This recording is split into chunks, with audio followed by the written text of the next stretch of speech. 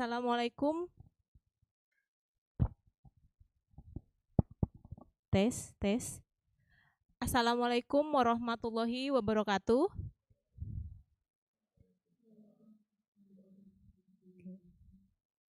Good afternoon to all of the audience in this event. Shalom, Om Swastiastu, Namo Buddhaya, Salam Kebajikan. Welcome to Visiting Professor Series organized by Faculty of Industrial Technology, Universitas Trisakti, with the topic AI for Climate Change Race Lines. Before we start this event, allow us the MC to introduce myself. My name is Miss Larasati Rizky Putri, as full-time lecturer in Mechanical Engineering Department. First of all, we want to say thank you to Honorable Prof. Insinyur Ing Dr. Vinesh Thiruchelvam from Institute of Mechanical Engineering UK as the speaker in this visiting professor event.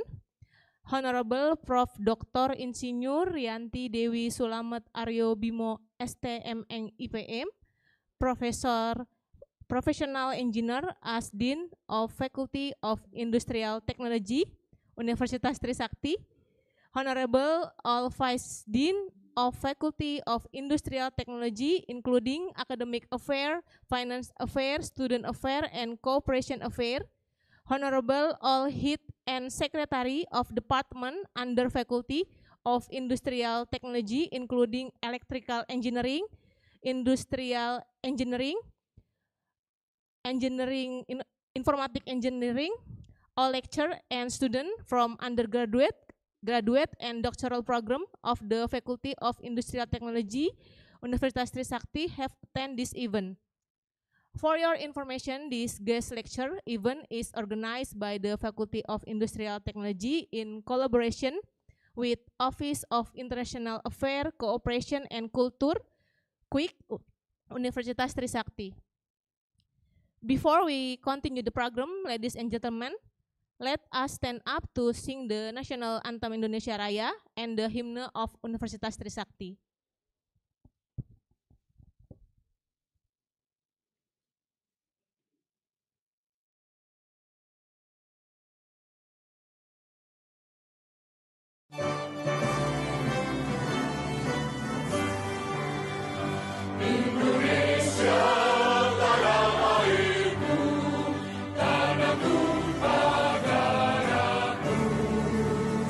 Di sanalah aku berdiri.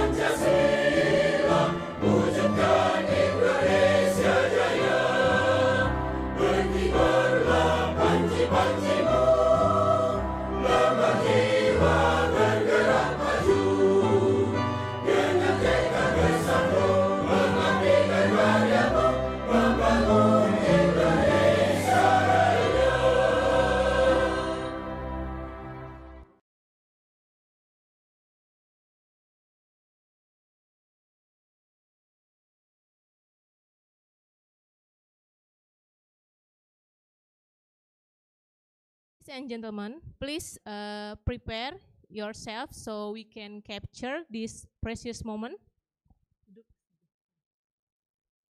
Mas Oji, foto.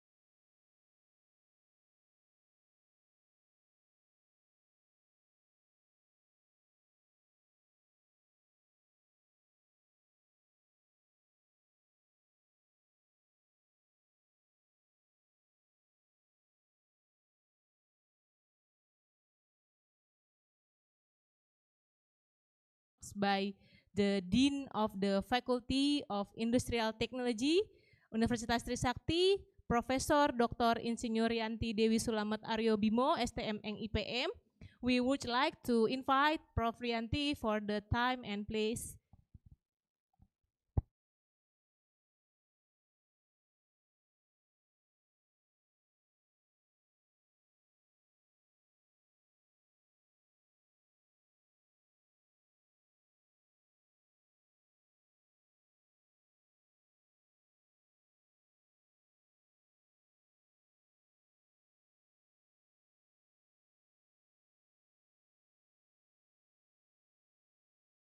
And all the lecture from Faculty of Industrial Technology, the International Office Representative, Ibu Zuhra, the head of mechanical engineering departments, and all the head, all the vice dean who attend these general lectures, and all the students from mechanical engineering department and also from other departments in Faculty of Industrial Technology or Universitas Trisakti.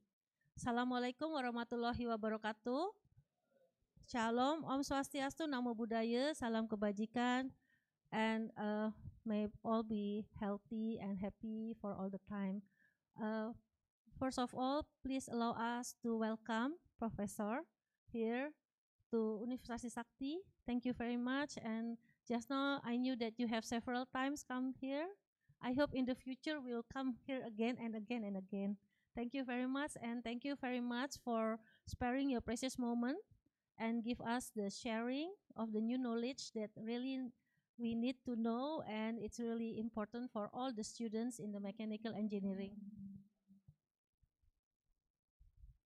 I do hope that this moment will be meaningful for everyone, and all the students, all the lecturers, and all the head of departments and all the vice deans.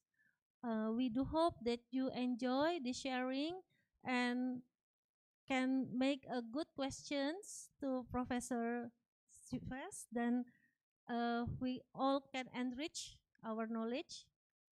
And in the future, maybe we can do another collaborations in this message or Borden teams. And students, please listen carefully and please ask the professor, because this is a very rare moments that you can enjoy. Yeah, and if you not a student, you have to pay quite more, yeah, quite big, just to hear this lecture. So use your moment now and enhance your knowledge in this AI and climate change. I will not give more further because it's already noon and everyone is tired. So I think it's better if we directly hear what Professor wants to give. Maybe that's for me. I will return this to the MC. Thank you very much. Wassalamualaikum warahmatullahi wabarakatuh.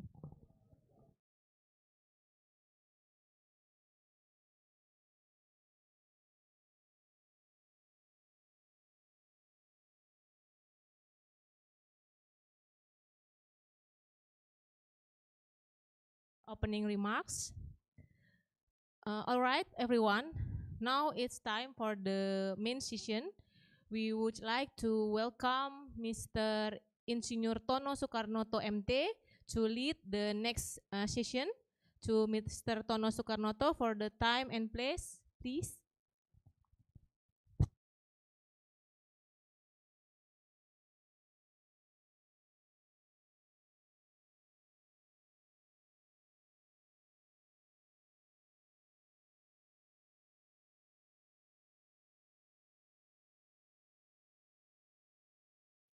Before begin, let me introduce Professor Engineer. Good afternoon, ladies and gentlemen, and all audience in TSG room and also in Zoom. For the first time, I will read some short curriculum vitae of Professor Engineer Ing Dr. Vinesh Thiruchelvam.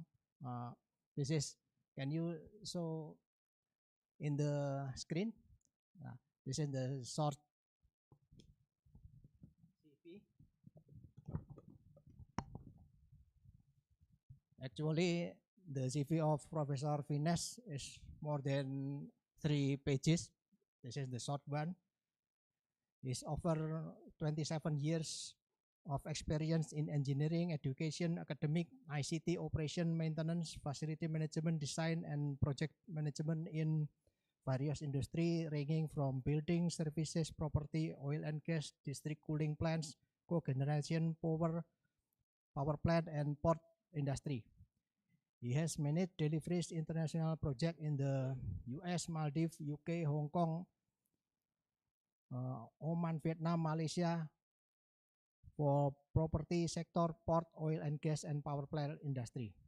He's currently the Chief Innovation and Enterprise Officer for Asia Pacific University of Technology and Innovation APU, after having stint as head of engineering school, dean of FCET, and deputy vice chancellor from the Institution of Mechanical Engineers, IMechE, ECUK. Professor Vinesh is currently the International Strategy Board Chairman and an active member of the Process Division, in which he is part of the Sustainable Resources Working Group and was previously part of the Education and Skill Strategy Board at IMechE ESB. He has been part of various working committees in ministries in Malaysia addressing climate change, AI, and data sciences. Prof. Vinesh current area of focus is to engineer emerging tech solutions addressing various social issues. He has published over 212 book, papers, journals, or articles. Please come to the stage, Prof. Vinesh. Your presentation will be held in 30 minutes, and after that, continue with question and answer. The time is yours. All right. A very good afternoon, and thank you, MC Dr. I don't know where she's there. Yeah. Thank you for coordinating.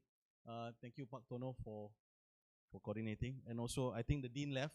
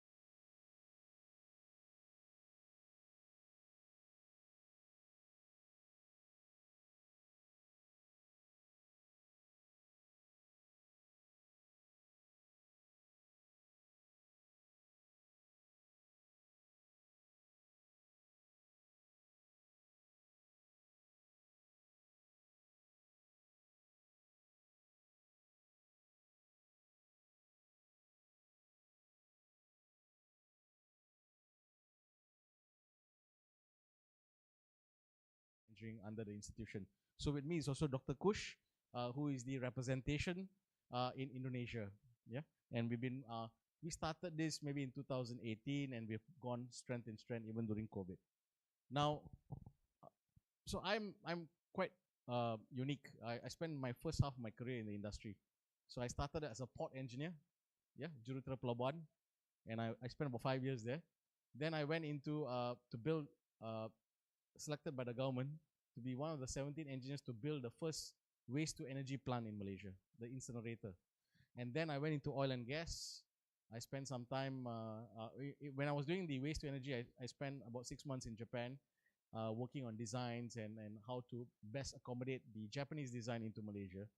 Then after that, I joined another company for oil and gas, and I worked in Brunei for 6 months. So I've had quite a bit of traveling.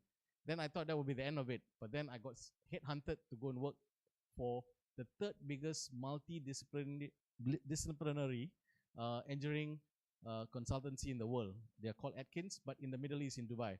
So I spent about 8 years there working on various projects. Yeah, I can just off the head tell you many wonderful buildings in Dubai. A lot of them I worked on, but I also did rails and airports. So I did Dubai Metro. I did, if you've been to Mecca and if you've taken the Makkah Metro, that's me. That's my project. But I did not enter Mecca. I used to always have my meetings in between Medina and Jeddah because I cannot enter. But the 9 stations in Mecca, if you've gone to Mecca, I used to work on those stations from the design office in Dubai. Then I also have Al Humriyah Rail, and I have Lusail LRT. So if you know the World Cup in 2022, we had the World Cup in Qatar.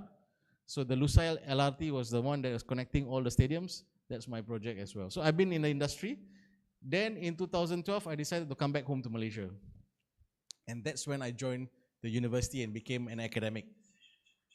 And this joining the university was the best thing I ever did because I've not left. Because I get to work with the youth like you guys, yeah? And you're the new generation. So I have a lot of appointments in my last 15 years because of the industrial experience and committing to a lot of national service in Malaysia. But my last one is the best one, which is the latest one. I've been appointed as a consultant to drive 3 projects for the Ministry of Health, specifically for the high performance unit. Firstly, to do consultancy on cybersecurity for all their websites, right? White box and black box testing. Second is to develop a dashboard with forecasting predictive analytics for all the doctors, nurses, sampai ambulance driver for the relocating around Malaysia. And the last one is the best one, to work on the digital blueprint for the Ministry of Health 2026-2030. So this is I hope my last national service. I don't want to do any more after that. But I've done all of this. I wanted to showcase you that being an academic, you can do things which are very impactful for the country. Yeah. Okay, now to the topic of today. Why do we have all these issues with climate change? One of it is this. You see this data here, right? This is October 2015, which is 10 years ago, right? And you see it was 7.49 billion. This is the world population. But as you go, there's a very significant 1% growth over the years. But of course, after COVID, it sort of took a short stop. But now it's also growing at a very steady state of 0.9 or 0.8. But at this point in time, we have 8.25 billion people in the world. And it is predicted that we will hit by 2050, 10 billion. Now that's too many people, because another thing that comes with population growth is also urbanization. So urbanization means about 70 to 72% of the population by 2050 will sit in the cities, not in the rural, which is already very clearly happening in all your major cities in the country, right? So this is quite difficult, because when you want to produce smart city, when you want to produce infrastructure for the major cities, the population has got a dampening factor, especially on climate change. It becomes very, very congested, very heat release, CO2 emission releases, and this affects the climate. Now, you will look at this, July 22, 2024 was the warmest day ever recorded in the world, right? And that was about 1.5 years ago. And 2023 was the average warmest year ever of all the years that we have had, all right? And the warmest 10 years has obviously been the last 10 years, right? Now, in Jakarta, you have reached 35 degrees Celsius in October this year when you had the heat wave. I'm sure you remember, it's just 2 months ago. Now, the average, Jakarta's highest is 23-24, around December, January, that period. You had 37.9. That's your highest in Jakarta, right? But your highest recorded temperature in Indonesia was actually also 2 months ago, 37.6, right? As an average for the year, yeah, in Majalengka and also Boven Diogo, right? But as an average highest, it was in 2024, 40.6 in Banjarbaru. So you have also crossed the 40. So in Malaysia, where I come from, every year we're starting to cross the 40 like 2 or 3 times. Now 40 is not a good temperature because you can't hold the steering wheel of your mobile. It's very hot, right? I lived in Middle East where it touched 51, 52. I crack the egg on the road, it will fry. Really, that's how hot it is, yeah? So can you imagine these type of temperatures coming where it's very, very uncomfortable, not easy for mobility, very harsh temperatures, yeah? So the Paris Agreement was an agreement that we were supposed to follow protocols. We signed, all countries signed it, but obviously we're not following it, so we cannot reach our climate agreement that we all are a signatory of, because of all these things that we are doing in terms of manufacturing, in terms of you're trying to deforest, and these are basically the 4 things. Deforestation, and this is a clear indication of your current situation in Sumatra. Deforestation, the greenhouse effect from too much of manufacturing, the destruction of marine ecosystem from oil and gas.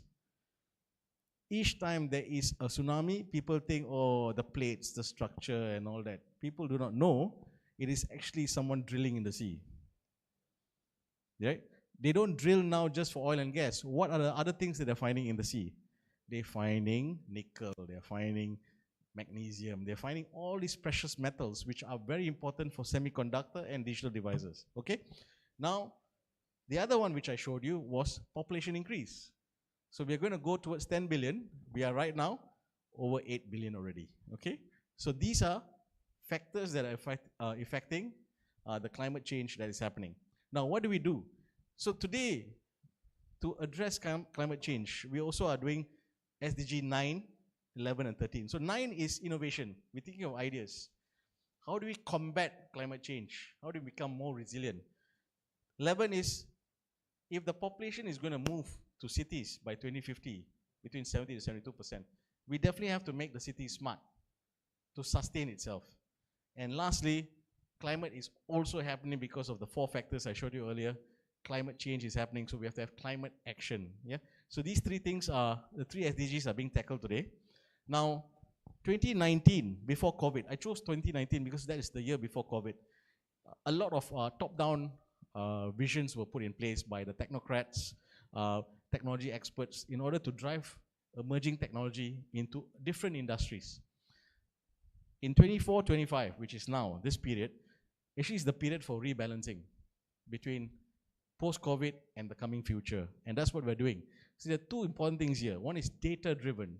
So because of the data-driving society that we have, not only on social media, in terms of information, knowledge, skills, whatever, and the cities are becoming more and more, right? In Malaysia, cities are popping up. Every year they will announce this is now a city. You reach 1 million people in the city or in the town, it becomes a city. That's the benchmark. But in 2030, 5 years from now, it will be a bottom-up process, right? More citizen control, more collaborative sharing, right? More carbon neutral practices. So we want to reduce our emissions, we want to share data, We cannot rely on data centers anymore because data centers are difficult. They are energy hungry, high on demand for electricity, high on demand on water for cooling. So we have to move away from that. And what's most important is open source will become a very common practice for knowledge sharing. All right? Now, what is AI? AI can do 4 things, right? It can detect, predict, optimize, and simulate. This is what AI is to me for 3 different verticals of application. Detect, predict, optimize, and simulate. It is basically taking data, training a model, and making it do the 4 things, right? But to do and to practice AI, you need to have data, right? And data is the gold lake that is now of value within our society and our countries. Now, AI to you might be just generative AI, ChatGPT, but AI is more than that. For me, as an engineer, and I would like to see more engineers go into AI, is basically applications in these 3 areas. Computer vision, right? Machine and deep learning. And third one is natural language processing, where there's voice recognition, text recognition, and things like that, yeah? All right, so now, as we move into the 2050, where a lot of cities are going to be smart because they've got to deal with sustaining the city based on the urbanization that's happening, this is what has to be done. Data-driven decision-making has to be done so that there is seamless mobility within a city, right? There is got to be feedback and participation of the citizens that live in the city. So real-time information has to be there in an ecosystem within a smart city. And for that to happen, you have to have an integrated infrastructure system, which starts with networks, fiber optics, 5G, it will definitely be 6G by then, and then you have the resilience and sustainability. But what's more important is something more cultured. So at the Institution of Mechanical Engineers, we have this practice of DEI, diversity, equity, and inclusivity. Now this goes beyond race, gender, and religion. This is more than that. It includes the rich and the poor. It includes different industry players as well, yeah? So there's no monopolization of any certain faction. Now I give you some examples of the projects we have done. So this is in 2016. So in 2016, we had a devastating flood in Malaysia in a state called Kelantan. The flood reached, you know the gerbang you see in the highway? The gerbang to see the signboard going to Bandung, going to blah, blah, blah. The water reached to that level. That's very high, isn't it? Now, it was very unprecedented. We don't know how to deal with it because we're not used to banjir. We're not used to floods. At that time, I came up with my team to develop ASA. ASA is the rescue app at that time. But what ASA was doing, it was also ensuring that there was enough data. So we had to talk to the National Agency for Disaster Management, NADMA.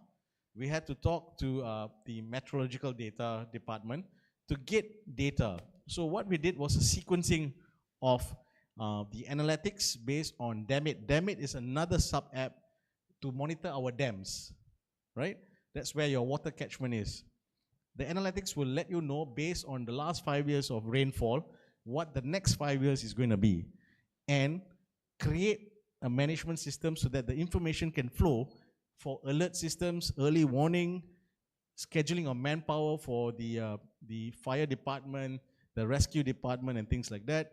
Ensure that the app is seamlessly being able to use by anyone on a 4G system at that time.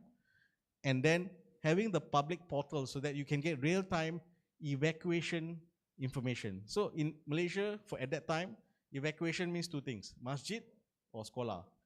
We will definitely, but when you move to the masjid, at that time it becomes full. So the app will tell you, now you go to a different masjid, or you go to a different school, you know. So that is how this was created. And we analyze the data over trending analysis, right? We went to the state, we checked the river conditions, we checked the dams, and we came up with this kind of analysis which you see right now. The dam water versus rainfall, we do a polygon mapping of the sungai and the rivers, and what we need to do in terms of making the change. And this population versus dam value was also another factor. The population was increasing. Now, this is the type of data, visualization, that helps leaders in the government understand the priority needs. And this is the type of thing that we produced using analytics and deep learning at that point in time in 2016. Now, 10 years moving forward, this is what we have. So you know Tony Stark, right? Iron Man.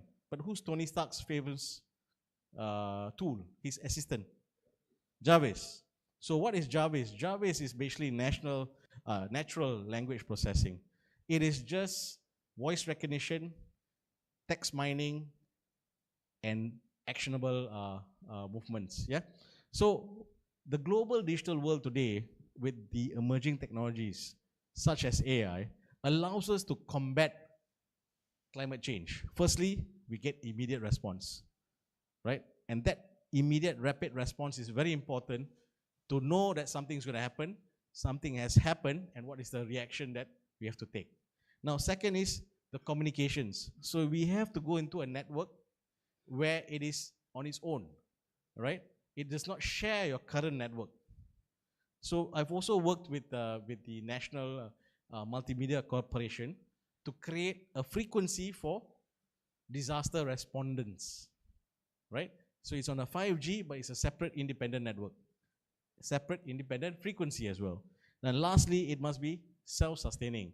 So this is where 11 and 13 come in very significantly, because what we want to do is create an AI-based climate resilience system.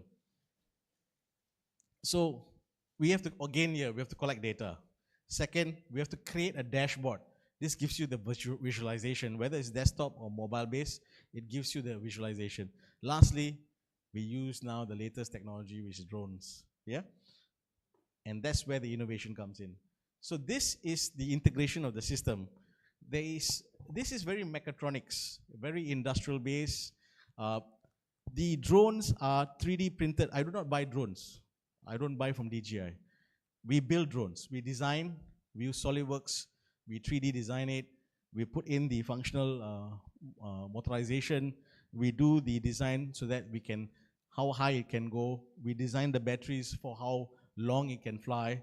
The durability of the materials used are to take it into light rain conditions, not heavy rain, light rain conditions, yeah? And then the drone can take images. So the high density of the cameras will take images. When we take images of a certain area, say for example, we take this district and your Trisakti blocks, yeah? We will 3D the images and make a digital twin of this area. Then we take the twin and we impose different conditions of rain, different conditions of wind, right? And then we can do reporting. But this is simulated. That's the beauty of AI, we can simulate. But then we also have to have the back end. So in the back end, for the app, we use Flutter. Because Flutter, you can do cross-platform. It has got a fantastic UI software as well, yeah? Then for the storage, we use Firebase. So Firebase is good because it does a lot of the fragmentation, okay, of the data, and it stores it well. It's also a provision of open source by Google. Now, this is where the AI part comes in. For classification and segmentation of data and the images, we use YOLO version 8. That's the perfect tool for AI applications. So this is the whole thing which is integrated now in our climate resilience system that we have developed. And using all these technologies, right, even your engine is very important. So we have a GPU from NVIDIA to sort of strengthen our computing power, right? But it allows for real-time automated identification and alert users, yeah? And this is very important. So this is how it's been created. It's already desktop and mobile friendly. And this is where, can you help me play the first screen? So if you click, let me click. This one, no.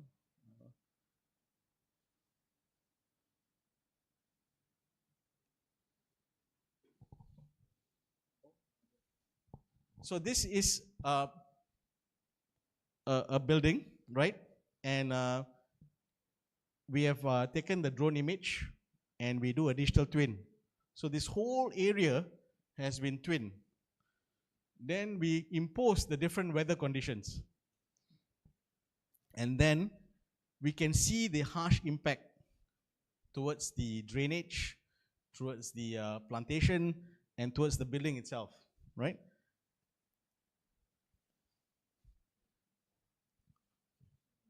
This one. So this one first. Okay, this is the visualization of the district. And we do a GIS mapping using the drones, yeah? And this is the whole district, and then we can do mapping of the hot zones, okay? And then we can do simulation prediction. Again here, for all the different infrastructure in terms of stormwater management, sewerage and things like that. Can you go to the next one? And see, this is all rainfall.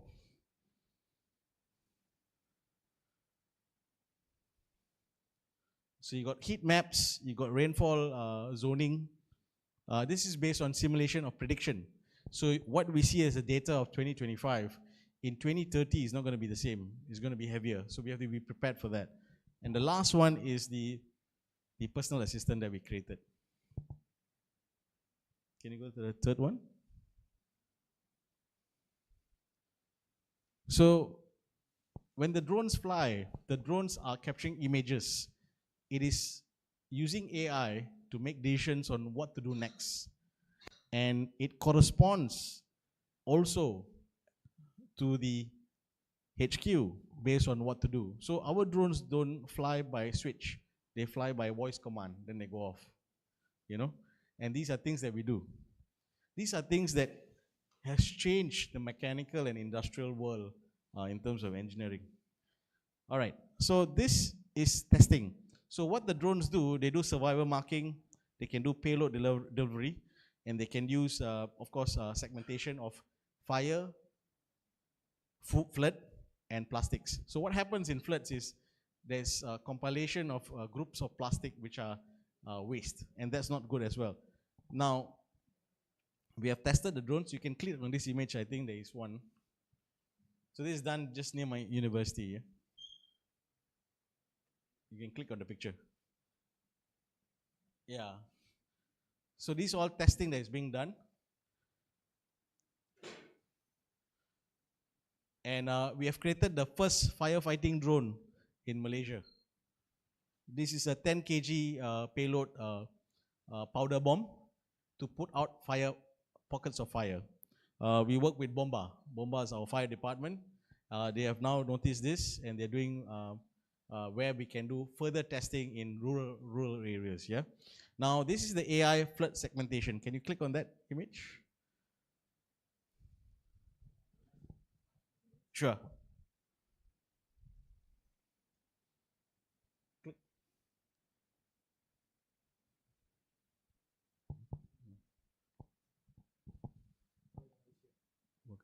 Ini, yeah. Okay, so this is the AI compute using OpenVINO. So now we have done recognition, right? And the recognition now also now corresponds to national ID. So we have not got permission for national ID, so we have done sampling on IDs that we have. And the national ID now can now detect the person and give the name. Now with the name, we have correspondence to the nearest family member. So again, real-time alert is given to the family member that this person is in the flood or flood zone or in the fire zone, yeah? And these are real images.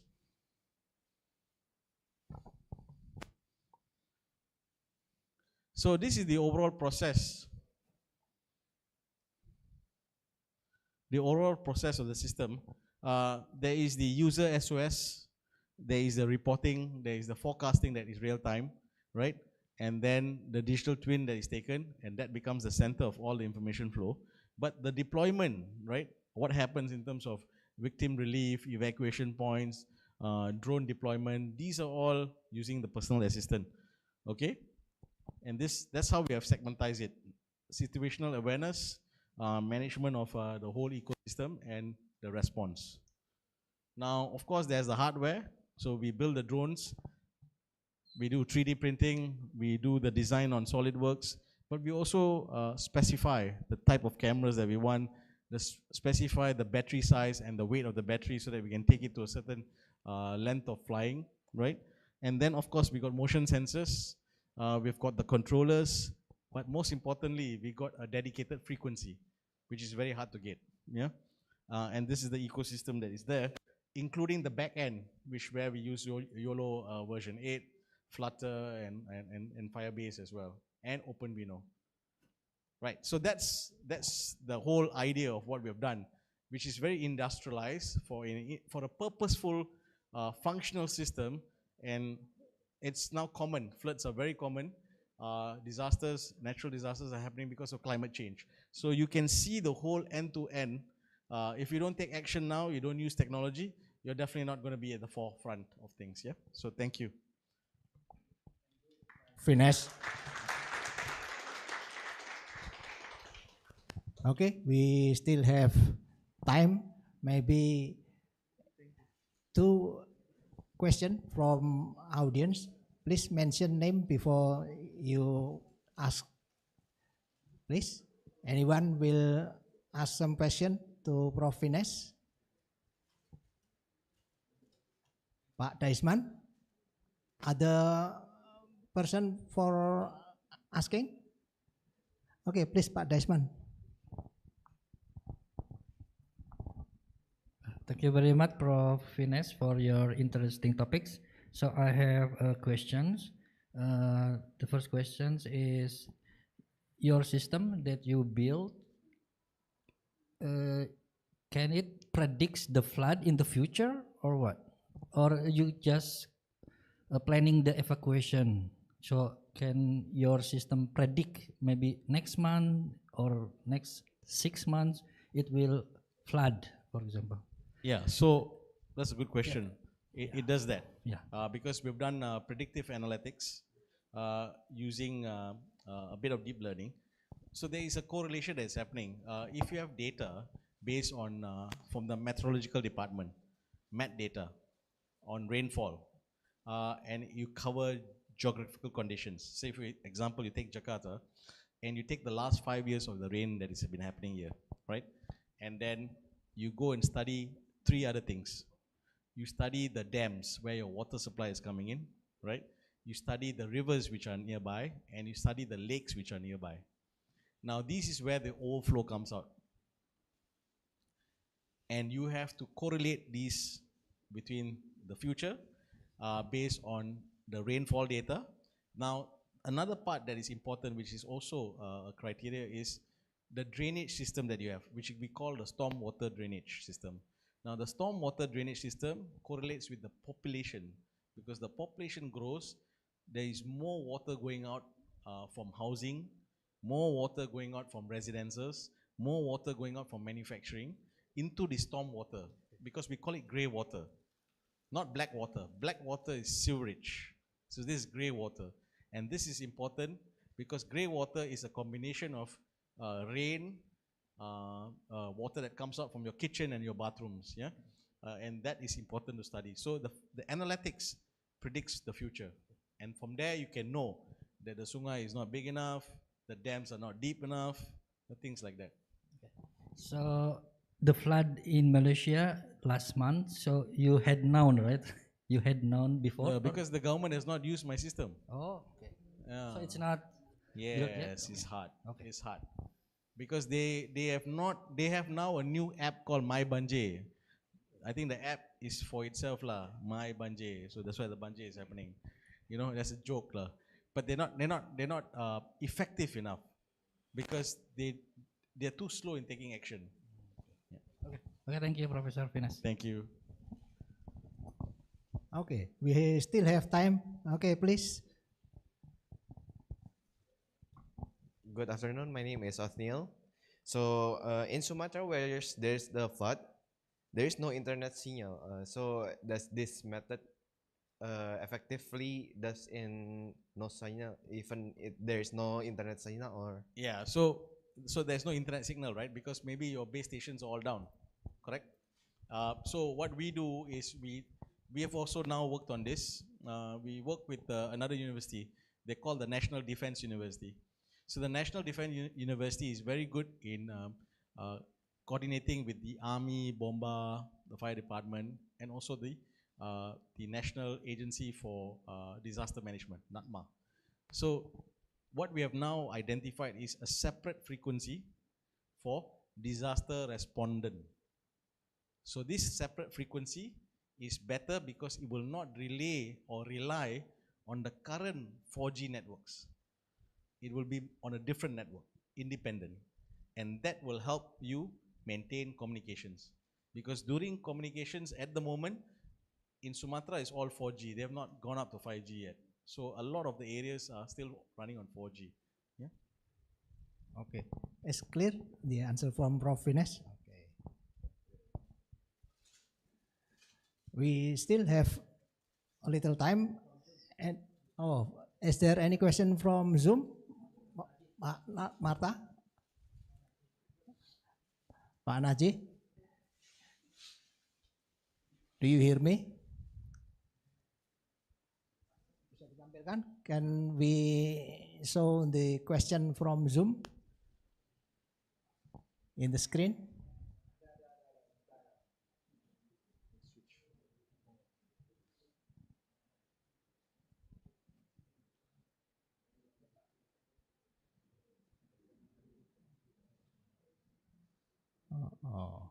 Okay.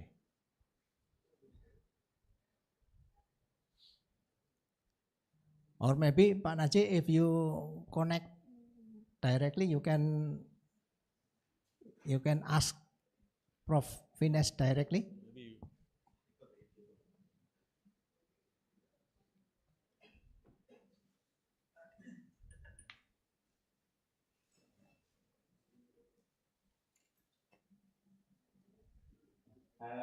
Yeah, okay, Pak Naji, please ask Prof. Vinesh. Can my voice hear? Yes, clear, very clear. Okay. Lately we have trough, or we call it a coastal flood, And the question is, how can AI-driven hyperlocal flood prediction model? Because they took a satellite, from maybe using satellite to predict the flood, not only in Jakarta, but also for many islands, especially considering the vast difference in data availability and local topography between major city like Jakarta and other area. This is my question. Thank you. I think you're talking about satellite data. Satellite data is only data which is now, current data. But you still need to do prediction. So prediction gives you an early indication where you can prepare yourself for it. So you can take the remedial actions. But satellite data is real-time data. It will not help you do forecasting. Forecasting has to be done from trending data. You have to take either 5 years, 3 years, but you have to see the trend. You have to make a trend analysis using analytics. But satellite data is a very good start because it captures a wider geographical landscape, whereas drones cannot cover that in one flight.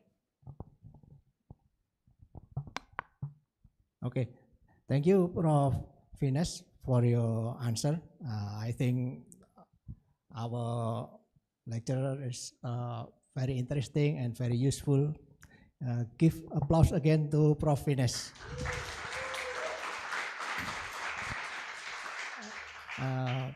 Okay, before thank you also for audience in Zoom and in this TSC room. Before we close this event, maybe there is a souvenir from Trisakti University for Professor Vinesh. I hope Bu Nora as first Vice Dean can give the souvenir to Prof. Vinesh.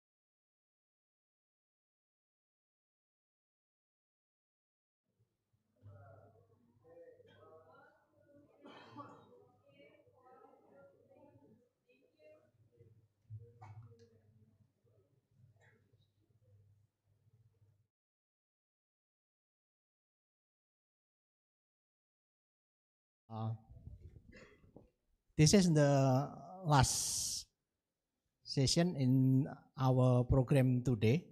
Thank you very much to everyone, all audience in TSC and also in Zoom.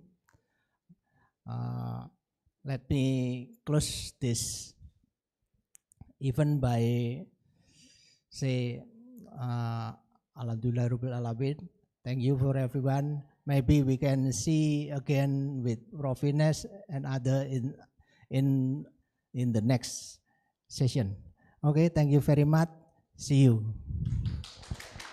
Wassalamualaikum warahmatullahi wabarakatuh.